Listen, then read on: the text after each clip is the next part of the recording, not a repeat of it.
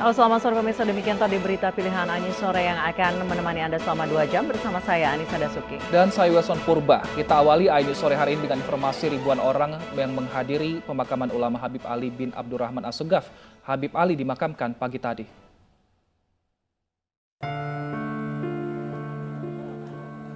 Pelayat memenuhi rumah duka ulama Ali bin Abdurrahman Assegaf di Komplek Pemakaman Habib Kunjung Rawajati Pancoran, Jakarta Selatan.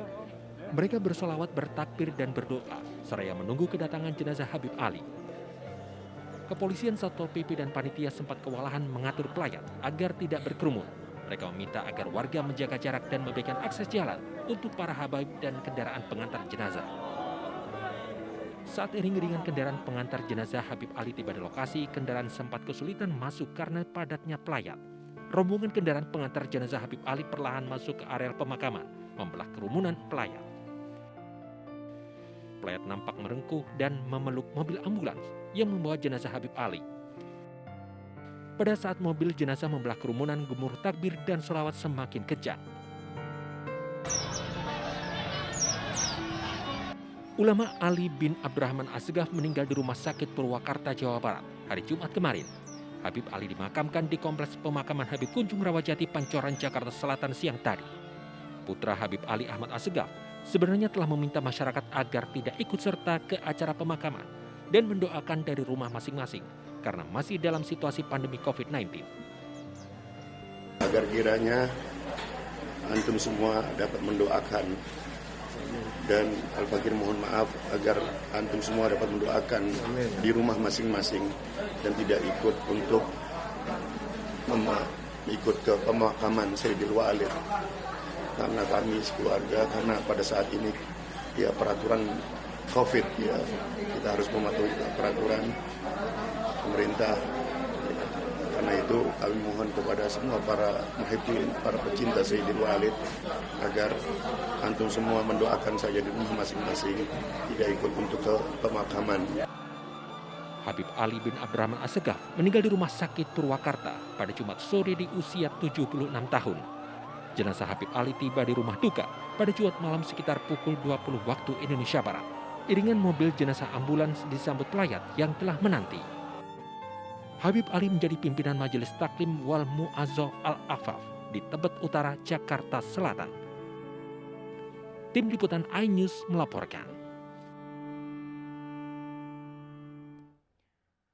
Proses evakuasi dan pencarian pesawat Sriwijaya Air SJ182 total telah terkumpul sebanyak 272 body part, kantung body part, serta puluhan bagian pesawat. Operasi pencarian diperpanjang hingga Senin mendatang. 8 pencarian jatuhnya pesawat Sriwijaya Air SJ182, Direktur Operasi Basarnas Brigjen TNI Marinir Rasman menyampaikan pencarian akan difokuskan pada evakuasi korban serta mencari memori dari kokpit voice recorder setelah ditemukannya casing dan baterai VCR pada Jumat kemarin. Proses pencarian pun diperpanjang hingga Senin mendatang dengan melibatkan 62 kapal, 21 alutsista kecil, dan sejumlah alat udara.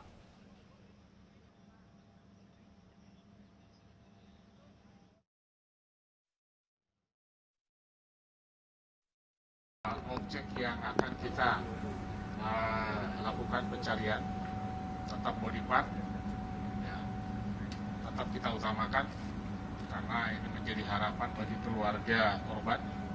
Yang kedua adalah serpihan juga tetap kita prioritaskan. TNI Angkatan Laut berhasil menemukan casing dan baterai dari kokpit voice recorder Sriwijaya Air SJ182. Pencarian masih dilakukan 3 hari berikutnya untuk menemukan bagian memori yang terpisah dari casing CVR.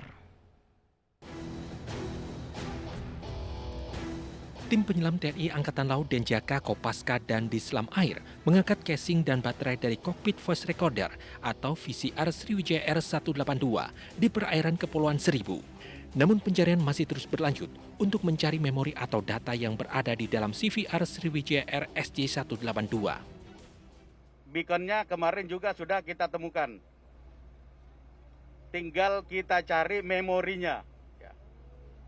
Ya, memorinya, datanya semua ada di situ. Kita sudah dari pagi jam 7 tadi pagi sudah mencari, namun kesulitannya ada. Visibility di bawah air ini terbatas. Kita sudah menggunakan senter yang tembus lumpur. Pasukan penyelam TNI Angkatan Laut juga mengangkat bagian-bagian pesawat dan barang-barang pribadi milik korban, seperti pakaian dan dompet dengan isi yang masih lengkap.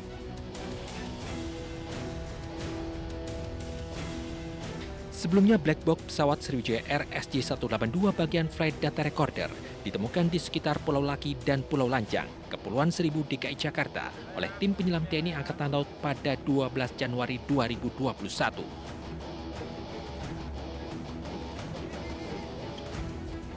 Setelah dilakukan serah terima dari Panglima TNI Marsikal Hadi Cahyanto dan Kepala Basarnas Bagus Puruhito kepada Ketua KNKT Suryanto Cahyono, black box berisi flight data recorder langsung dikirim ke gedung KNKT Gambir, Jakarta Pusat.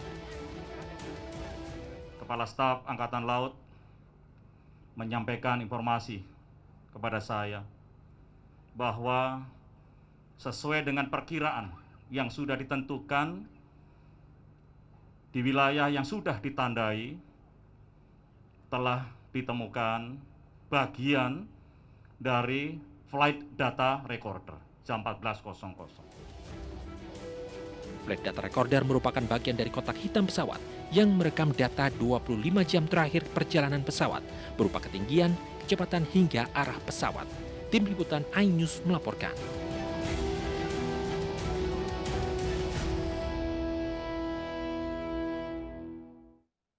Selengkapnya terkait penemuan kokpit voice recorder Sriwijaya Air SJ182 sudah bergabung bersama kami Ruth Simatupang, mantan investigator KNKT, dan Kadispen Koarmada 1 Letkol Fajar Tri Rohadi. Saya ke Letkol Fajar terlebih dahulu. Letkol Fajar, sejauh ini boleh Anda informasikan kepada kami seperti apa proses pencarian memori dari CVR? Selamat sore Mbak, terima kasih. Untuk rencana pencarian dari CVR itu sendiri, seperti kita ketahui bersama bahwa 2 hari yang lalu kita sudah menemukan bagian dari CVR, yaitu beacon yang kondisinya saat ini juga terbelah karena mungkin dari impact terhadap benda tersebut cukup kuat sehingga tidak utuh lagi. Untuk bagaimana rencana ke depan, karena seperti beacon tersebut yang memancarkan tanda-tanda yang harus bisa kita tangkap untuk kita kenali posisinya itu tidak bisa lagi, sehingga kita mencari dengan analisa data dengan apa yang kemarin sudah kita temukan, lokasi-lokasinya di mana. Kita akan analisa lagi dengan beberapa alat yang kita turunkan yang dimiliki oleh KRI Rigel, dianalisa dan kita tentukan lokasi-lokasi yang memungkinkan keberadaan dari memori dari CVR itu sendiri. Sementara itu sampai saat ini untuk penyelaman terus kita laksanakan sesuai dengan rencana, yaitu beberapa titik kemarin hanya terpusat 1 titik, kita kembangkan lagi karena kemungkinan terbawa arus juga ada, ataupun bahwa memori tersebut terlempar lebih jauh lagi juga memungkinkan, sehingga kemungkinan yang di lapangan tetap kita pertimbangkan, tetap dianalisa lagi dan kita kembangkan lagi untuk dilaksanakan penyelaman. Baik. Seperti kita juga ketahui bahwa kemarin ada satu kendala masalah. Iya Mbak? Iya, silakan Pak, dilanjutkan. Seperti kendala masalah visibility, mudah-mudahan hari ini karena cuaca juga lebih cerah dibanding kemarin, angin juga mudah-mudahan lebih bersahabat. Harapannya di bawah laut pun juga visibility lebih baik daripada hari-hari kemarin.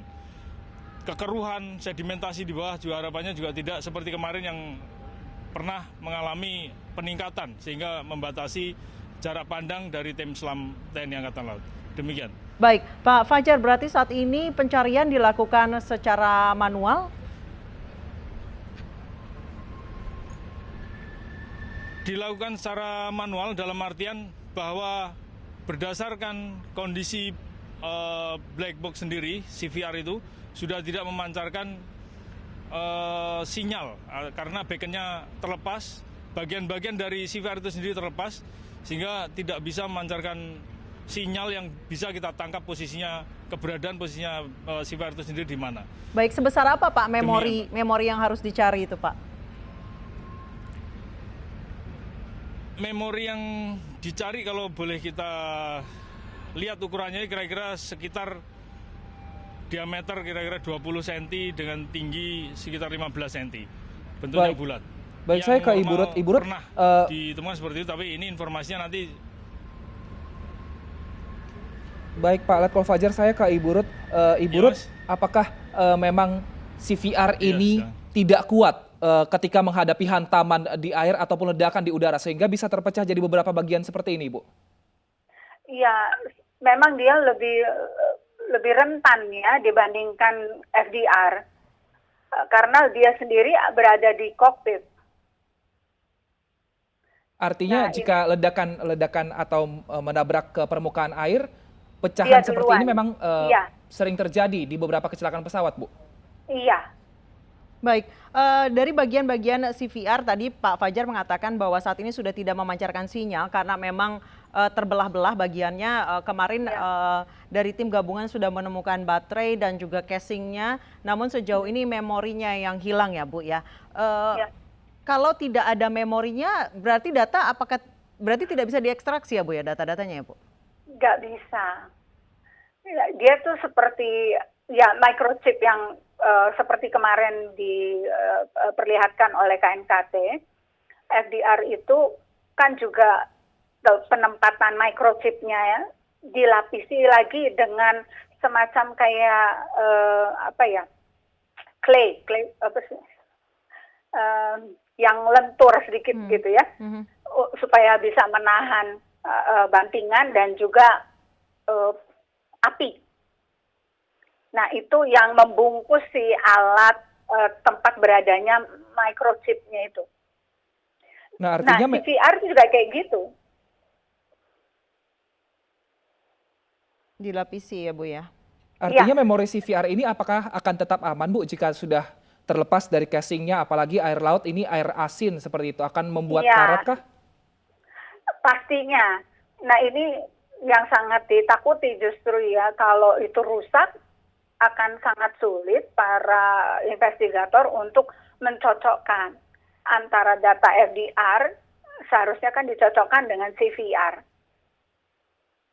Baik, saya kembali ke Pak Fajar. Pak Fajar, berarti ini tim pencari ini juga berburu dengan waktu karena air laut ini bisa menyebabkan memorinya itu kemudian jadi rusak ya Pak. Sejauh ini apakah masih sulit proses evakuasi di bawah air? Apakah masih tertutup puing-puing yang cukup tajam Pak yang menyulitkan tim juga untuk mencari memori yang tidak terlalu besar, hanya sekitar 30 cm kali 15 cm. Ya, kalau kendala itu kan tiap hari ya dinamikanya ada Mbak ya. Mudah-mudahan itu bisa teratasi karena arus laut di bawah juga menentukan. Kalau dia terdiam terus tiba-tiba ada arus yang lebih kuat pada waktu-waktu tertentu bisa saja terkubur. Tapi harapan itu semoga tidak terjadi. Kita juga sudah menyiapkan beberapa peralatan diantaranya seperti senter yang di bawah air sana untuk bisa menembus ketebalan dari visibility, mungkin yang keterbatasan dari visibility itu sendiri karena lumpur yang naik. Tapi itu pun apabila kita juga harus mencari di mana sih posisi yang lebih mengerucut sehingga kita bisa fokuskan pencariannya di area tersebut. Untuk masalah kendala-kendala lain mudah-mudahan selama ini tidak terlalu berpengaruh terhadap tim selam kita. Mudah-mudahan bisa segera ditemukan. Baik, saya kembali ke Ibu Rut. Ibu Rut, untuk CVR sendiri, data apa yang direkam oleh CVR, Bu? Iya, tentunya adalah suara mesin, peringatan-peringatan yang dikeluarkan dari peralatan yang ada di kokpit, kemudian pembicaraan antara pilot dengan co-pilot, kemudian dengan kalau ada juga yang ketiga, misalnya insinirnya ikut di dalam kokpit, itu juga terekam, kemudian pembicaraan dengan ATC itu juga terekam.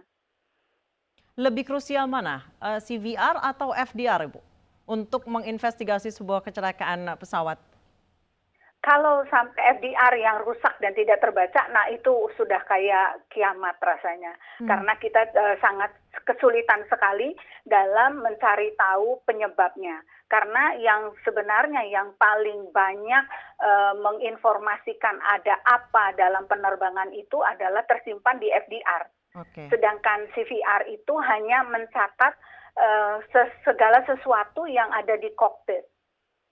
Baik, saya kembali ke Pak Fajar. Pak Fajar, kalau misalnya kondisi CVR ini bisa dibilang hancur dan terbelah-belah. Kemarin pada saat FDR bentuknya seperti apa? Apakah masih utuh?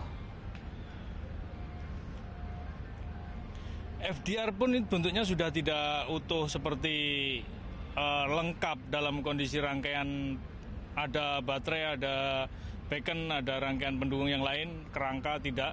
Itu tidak kurang lebih dari seperti memori yang terlepas dari induknya, dari rangkaian utamanya. Nah, lalu saat ini apakah pencariannya bergeser dari titik jatuh, Pak, dan ke arah mana jika bergeser untuk pencarian dari memori CVR ini?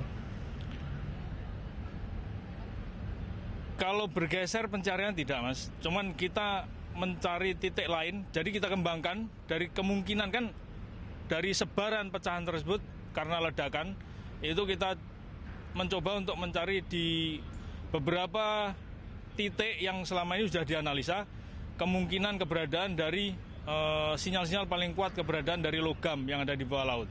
Kita cari ke situ, ada beberapa titik yang kita terus upayakan, kita fokuskan ke situ. Mudah-mudahan dari beberapa titik option yang kita sudah ditentukan itu kita bisa menemukan dari memori CVR itu sendiri.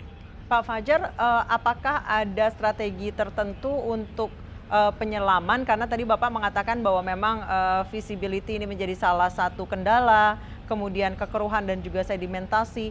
Misalnya dengan banyaknya penyelam yang turun juga akan mempengaruhi kekeruhan yang ada di laut itu kan, Pak? Seperti apa strategi yang diberlakukan? Betul, Mbak. Kalau strateginya kita tetap mengatur berapa penyelam yang turun, bagaimana penyelaman di bawah sana. Contohnya saja sebagai gambaran ini mungkin yang lebih mudah adalah ibaratnya orang kita menyapu sehingga dibariskan untuk menyapu atau swab pencarian itu akan lebih luas dan lebih efektif berjalan bersama.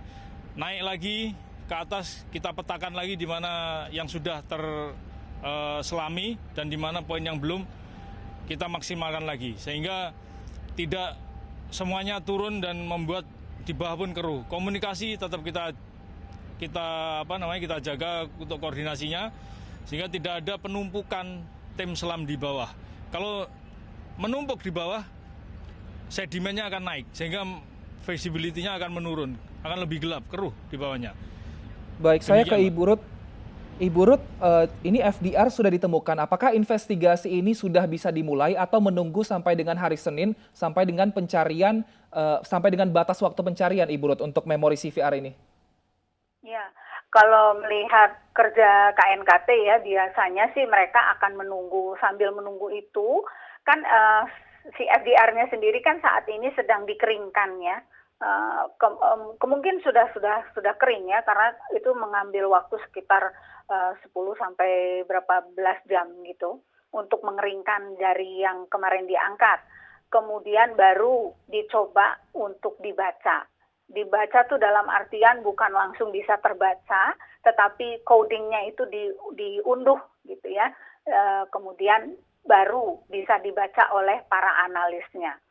Kemungkinan sambil menunggu ini mereka pun akan mempelajari seluruh data yang dapat dikumpulkan oleh tim, baik dari company-nya, maksudnya dari maskapai, kemudian logbook dari Boeing-nya sendiri mengenai si pesawat tersebut, sampai kepada logbook para penerbang yang terakhir, itu bagaimana.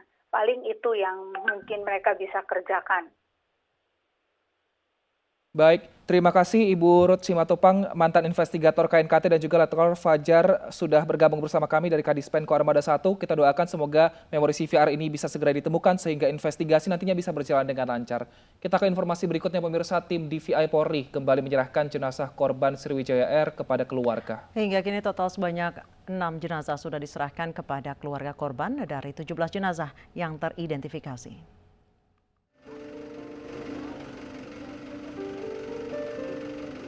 Jenazah korban Sriwijaya RSJ 182 diserahkan dari pihak RS Polri ke keluarga korban.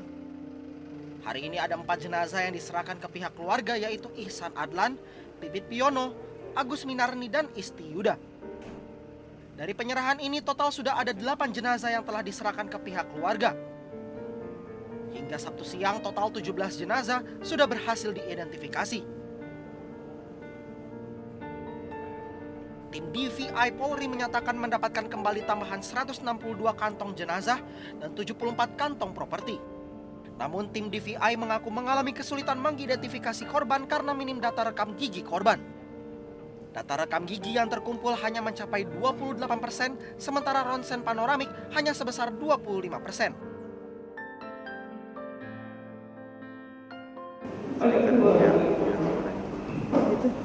Saat ini dalam keadaan timbang musik tentu sangat sedih, dan semoga para keluarga tetap kuat menghadapi musibah ini.